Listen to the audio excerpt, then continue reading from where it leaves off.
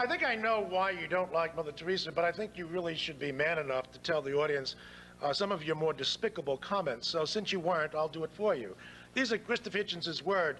Mother Teresa, in regard to her opposition to abortion, he said, quote, "It sounds grotesque when uttered by an elderly virgin." She has also been regarded as a presumable virgin, and you've also referred to as an elderly virgins terrified of sex should not tell the rest of us how to live our sex lives. So that's really the kind of individual you are, Christopher, so don't give me the stuff about Duvalier. Now, why is she such a threat to you? All right. You see, both Christopher Hitchens and Mother Teresa had one thing in common. They both professed to have something in common with regard to the poor. They both said they were concerned about the poor. Unlike Mr. Hitchens, Mother Teresa actually did something about the poor. So she... Well, what's bothering him is that here's a woman engaged in private philanthropy, grounded in her Catholic tradition, and you, sir, you want state socialism. That is why she terrifies you, and she continues to terrify you. You want coercion, and Mother Teresa, of course, chose altruism.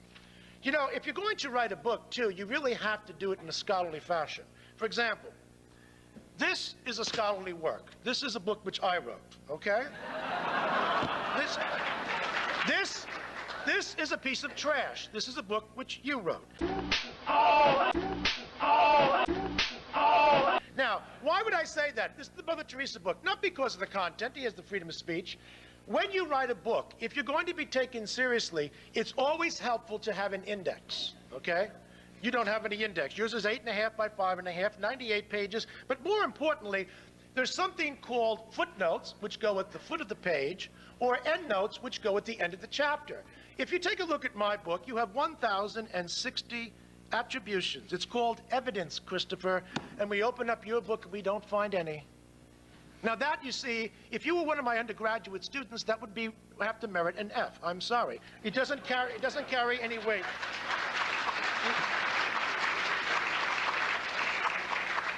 You know, the reason why you really don't like Mother Teresa, you say she takes from the rich in your book, and she gives from the poor. Well, who the hell did you expect her to take it from? The poor? I mean, what kind of a mentality is this, you know?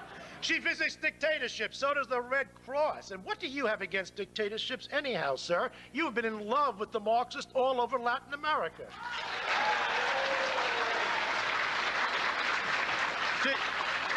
To give you an idea of where he's coming from, he was so angry at Mother Teresa because she wouldn't install an elevator in one of her buildings to rescue the homeless in the Bronx.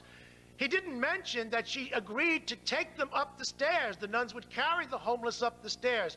No, because the mind of the bureaucrat, the person who must have the state, is the mind of the person who would be against anybody who's doing anything like this. It's called voluntarism. But most amazing, in your book, you say that Calcutta needs population control. But on the page before, you actually say that secular leftist politics predominates. Didn't you quite figure out the cause and effect? In social science, it's called an independent variable and a dependent variable. Didn't you quite figure out that the reason they have so much poverty over there is precisely because of your secular leftist politics, which predominates? Where in God's name has socialism ever delivered anything but what Orwell said? Leader worship, oppression, and war. That's the legacy of what you stand for. I mean, after all, it is the philosophy of The Nation magazine, is yours is a Marxism. It is the most failed philosophy in all of history. You've been on the wrong side of history. Marxism is what is, you talk about apologies.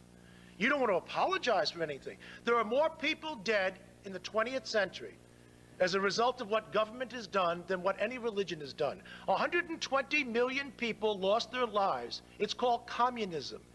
Now, if you don't make this...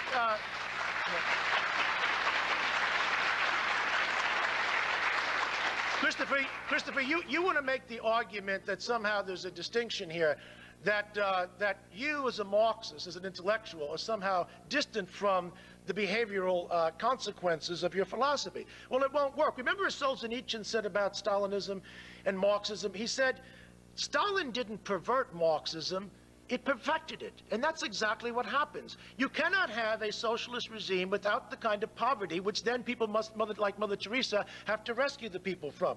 What you are doing is sponsoring an ideology which ultimately leads to the kind of oppression that you supposedly abhor. Now, you say that that you're an atheist as such. Well, I hope that you will leave this hall tonight and explain to us then why you believe in the ape story. I mean, it's very important for me to know, for example, as I understand it, the way you believe it is that once upon a time, there were apes up in a tree. And then the apes fell off the tree.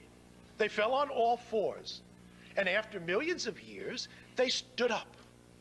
And they lost most of their hair. And then, voila, there we were. Now, you know, if you want to believe that you are, if you want to believe that you are a descendant of the apes, you won't get any argument from me, Mr. Hitchens. You know, I think it's because I am one of the higher primates. My 200 million great-grandfather was a fish. I think we are primates. High primates, but primates. We're half a chromosome away from chimpanzees, and it shows. Humiliation.